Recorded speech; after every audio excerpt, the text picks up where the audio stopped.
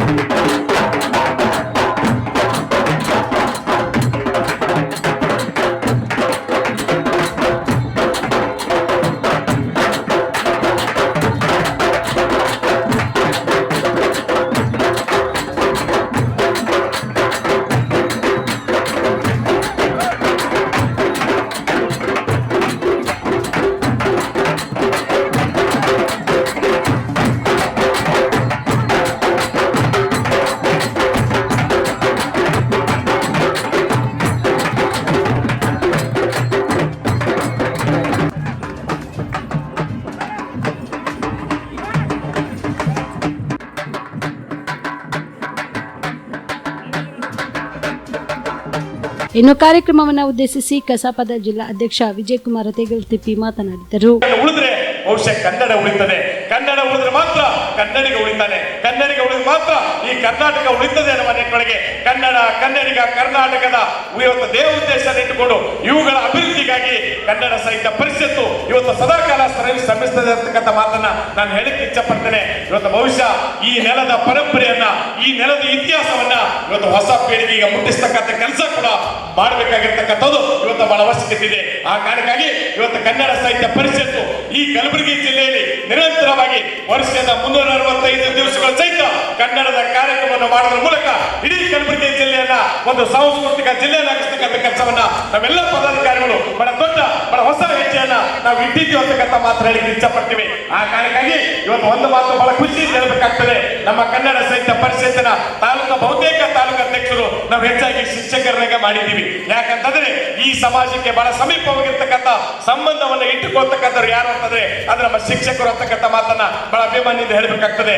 ಶಿಕ್ಷಕರ ಮೂಲಕನೇ ಕನ್ನಡ ಉಳಿಸ್ತಕ್ಕಂಥ ಕೆಲಸವನ್ನ ಮಾಡಬೇಕಾಗಿರ್ತಕ್ಕಂಥದ್ದು ಇವತ್ತು ಬಹಳ ಅವಶ್ಯಕತೆ ಇದೆ.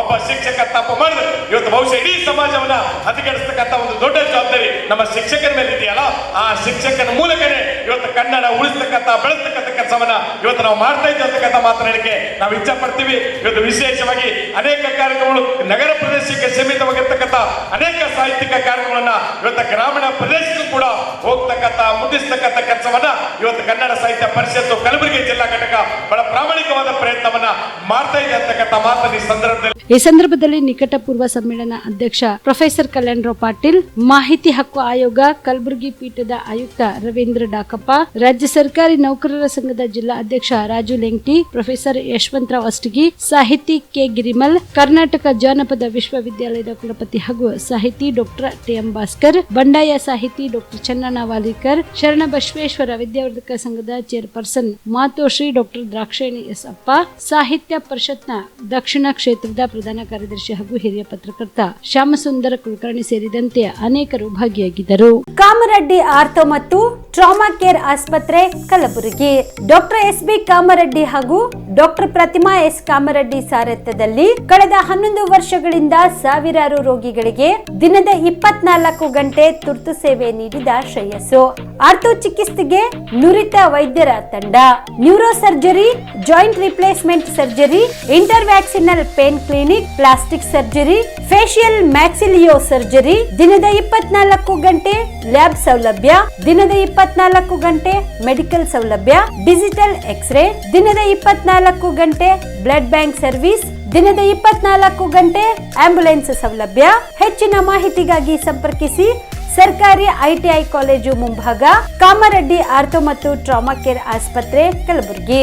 Phone number 084722566163.